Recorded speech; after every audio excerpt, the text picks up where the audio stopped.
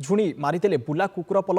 ଏଭଳି ଅଭାବନୀୟ ଘଟଣା ଘଟିଛି ବାଲେଶ୍ୱର ଜିଲ୍ଲା ଭୋଗରାଇ ବ୍ଲକ ଜୟରାମପୁର ଗାଁରେ। ମୃତ ବୃଦ୍ଧା ହେଲେ ଜୟରାମପୁର ଗାଁର ବାସନ୍ତୀ ସାହୁ। कार्तिक व्रत पर परिवार लोके पूजार्चना करने जाउथबा बेले घरे बासंती एका थिले। एका थिबा बेले बुला कुकुर पल तांको आक्रमण करथिले। बासंती को झुणी झुणी मारिबा सहित देह को खाई जाइछंती कुकुर पल।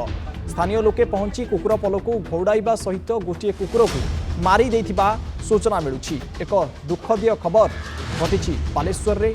तेबे मृत वृद्धा को एबे घरे रही तेज बासंती एका थिबा बेले तांको कुकुर पल झुणी झुणी मारी देइछंती। वृद्धा को झुणी मारी देइछंती एई कुकुर पल माने। तेबे एक दुखदीय खबर एबे बालेश्वर भोगराई ब्लॉक जयरामपुर गाँव में घटिछि। एभली अभावनीय घटना वर्तमान समय जहाँ खबर आसुछि। तेबे घरे केही नथिबा समय रे वृद्धा जनक एकुटिया घरे थिले।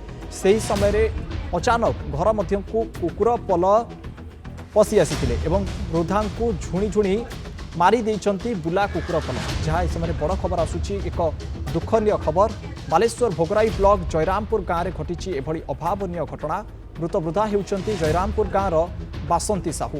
तेबे किभली ए घटनाटी घटिगला ए संपर्क में अधिक आलोचना करने आम सहित फोन लाइन में जोड़ी होउछंती आम जलेश्वर रिपोर्टर शंभुनाथ दास। शंभुनाथ, एक अभावनीय घटना सकाळू एभली स्थिति में वृद्धा मृत्यु होइछि। तेबे कोन रहिछि सूचना किभली घटितला एभली अभावनीय घटना?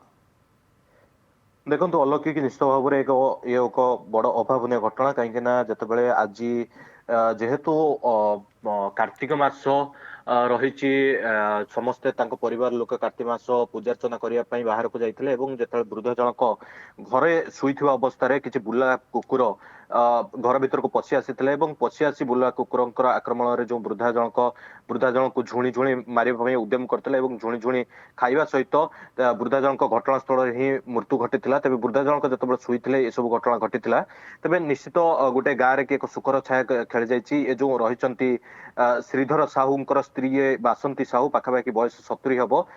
तांकर एभली मृत्यु को लेकिन पूरा गाँ वर्तमान पूरा चांचल्य खेली जाइए। जितेबाला स्थानीय लोक मैंने घटनार खबर पाई शब्द पाई भीतर बुला कुकुर चित्कार खबर शुणी से आसिक कुकुर को घोड़ाई चेष्टा करते गोटे कुकुर को पिटी पिटी मारी देथिबार जहाँ देखा मिली। तेबे निश्चित भाव में जो भाव में बुला कुकुर ये भाव में आतंक खेल अंपटे गाँव में भी दीर्घ दिन धरी भाव में बुला कुकुर आतंक खेल बहु पाखापाखि 40 ରୁ 50 बुला कुकुर आतंक खेल जहाँ ग्रामवासी मैंने सूचना दौले। तेबे आज से ये जो गोटे बुला कुकुर एम गोटे बुला कुकुर पागल हो जाइथिबार जहाँ सूचना रही।